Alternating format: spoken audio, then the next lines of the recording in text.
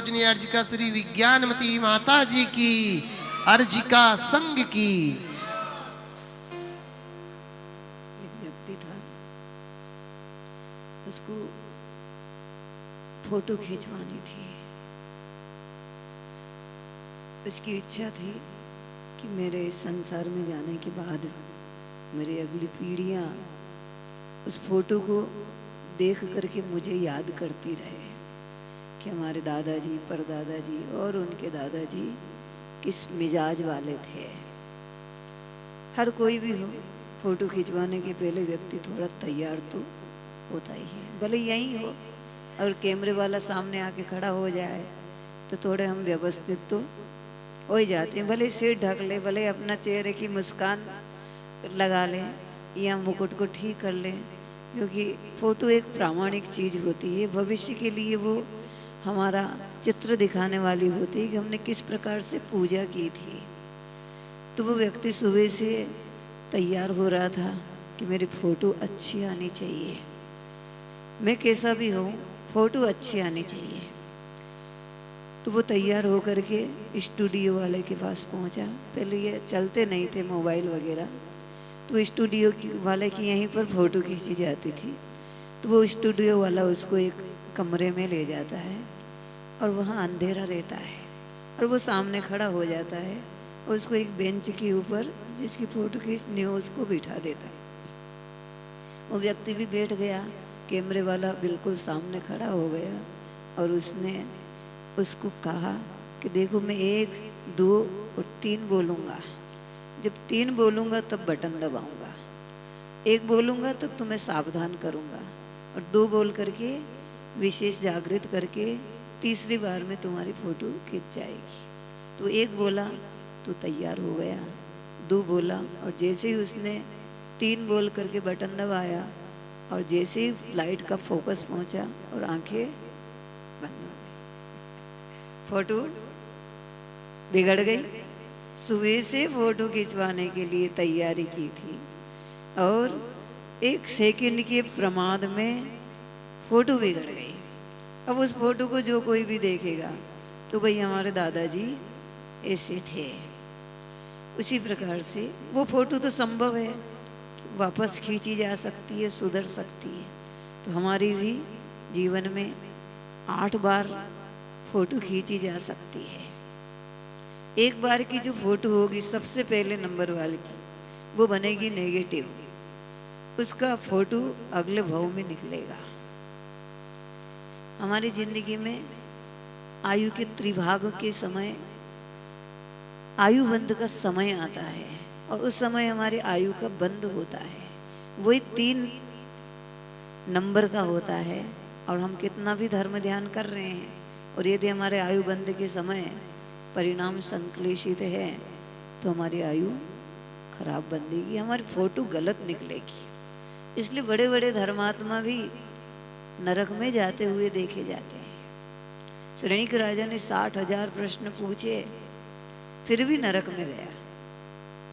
भगवान महावीर स्वामी के समवसरण में सबसे ज्यादा उपस्थिति राजा श्रेणिक की थी, फिर भी उसको नरक क्यों मिला?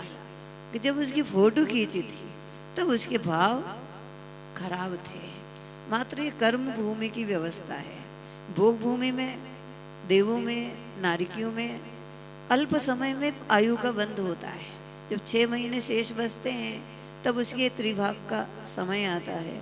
भोग भूमि में 9 माह बचते हैं, उसमें भी संकेत मिल जाता है भाई आपकी 9 माह के बाद में मृत्यु होनी है। देवों को भी आभूषण की कांति कम होकर के माला मोड़ जा करके संकेत मिलता है कि अब आपके 6 महीने में आपकी मृत्यु होगी और इसी समय में आपकी आयु का बंध होगा।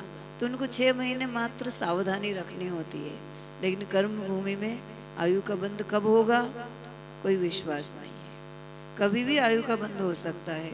हम धर्म कर रहे हैं और धर्म करते करते अभी भी मान लिया पीछे से कोई लड़ाई की आवाज़ आ जाए तो शायद कोई रहे सो आगे देखता रहे, सब गर्दन मोड़ करके पीछे देखेंगे और बहुत सारे लोग तो उठ करके लड़ाई देखने के लिए चले जाएंगे। और लड़ाई देखते देखते यदि हमारा आयु बंध का काल आ गया तो हमारी आयु नरक की बंदेगी, क्योंकि तुम्हें पूजा से भी ज्यादा पसंद लड़ाई देखना है ना। लड़ाई देखने का मन तुम्हारा पूजा में से भी ज्यादा लगता है, क्योंकि हमारे को धर्म अच्छा नहीं लगता। कभी कभी हम मंदिर आते हैं, बिल्कुल मंदिर की डेली में पहुंच गए, समझ लो अंदर पैर दिया और आवाज आ गई, नल आ गए, नल आ गए, नल आ गए, तो हम क्या करेंगे? वहीं से उल्टे लौट जाएंगे। क्यों? कि भगवान कहीं नहीं जाएंगे, नल बंद हो जाएगा।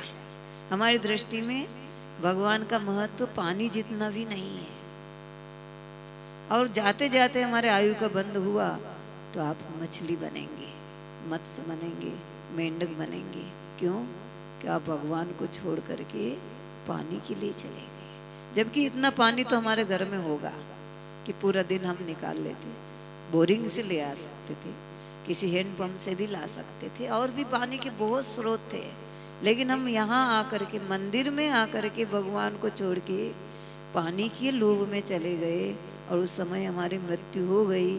हमारे हाथ में चावल थे, चावल की डिब्बी थी, और हम मान लिया वहीं जैसे मुड़े और वहीं पर गिर गए और हमारे प्राण निकल गए। लोग कहेंगे देखो कितनी अच्छी मौत हुई, मंदिर में चावल की डिब्बी थी, मंदिर में जा रहा था, मौत सुधर गई। भगवान हमारी मौत भी ऐसी आए, भगवान के दरबार में मौत हुई। लेकिन किसको पता कि वो पानी के लिए भाग रहा था? किसी को पता थोड़ी कि वो पानी के लिए भाग रहा था, वो तो खुद जानता था। इसलिए हमें धर्म करते समय ये सावधानी रखनी चाहिए, और पूरे दिन सावधानी रखनी चाहिए। ये नहीं हो कि हमारा पूरी जिंदगी का किया कराया 1 सेकंड में समाप्त हो जाए। 1 सेकंड में समाप्त हुए। परदेश जाते थे पहले लोग, और बहुत कमा करके लाते थे, और गांव के बाहर आए और लौट जाते थे, और गांव के बाहर आए, घर आए तो वो कि वही दरिद्र रह जाते थे। हम मनुष्य पर्याय में आए हैं, हमारी फोटो कब खींच के आएगी? आजकल तो फोटो तो 24 घंटे हर कभी भी फोटो खींच सकते हैं। जैसे ही तुम्हारी फोटो कोई खींचने लगे, या तुम्हारे मन में ऐसा भाव आए कि हमारी कोई फोटो खींचे, तो याद कर लेना ये फोटो तो अच्छी से अच्छी आ सकती है, लेकिन वो फोटो खराब हो गई तो इस फोटो का कोई महत्व नहीं होगा।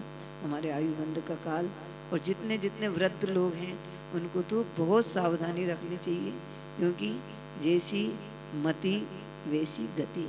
जिंदगी में कभी आयुबंध नहीं हुआ हो तो वृद्ध अवस्था में जल्दी जल्दी आयुबंध का काल आता है, त्रिभाग जल्दी जल्दी आता है, क्योंकि आयु बहुत कम शेष रहती है। तो हमें सावधानी रखना चाहिए। जैसे संक्लेश परिणाम हो तो याद कर लेना, कहीं ये नहीं हो जब भी हमारे आयु का बंध हो और हमने इतना धर्म किया और हम नरक में चले जाएं। कहीं ये नहीं हो जो छल करते करते आयु का बंध हो और इस पूरे धर्म का फल हम एसी में रहने वाली गाय बन जाएं। धर्म का फल तो मिलेगा, सुख सामग्री मिलेगी, लेकिन छल किया उसका फल तो तिरंच पर्याय मिलेगी। गाय बनेंगे, अंगूर खिलाने वाले मिलेंगे, गोबर करने के पहले उठाने वाला मिलेगा, शोकेस में रखा जाएगा, कूलर लगा रहेगा, एसी लगी रहेगी, लाड़ मिलेंगे, प्यार मिलेंगे, सब मिलेंगे, लेकिन रहेंगे तो गाय ही रहेंगे, तो ढोर ही कहलाएंगे। और थोड़ा सा दूध कम दिया तो लाठी की मार पड़ेगी ही पड़ेगी। इसलिए हमारा किया हुआ धर्म सफल हो, सफल हो। और जितनी पूंजी लेकर के हम मनुष्य पर्याय में आए हैं, कम से कम उतनी पूंजी तो बचा करके वापस ले जाए।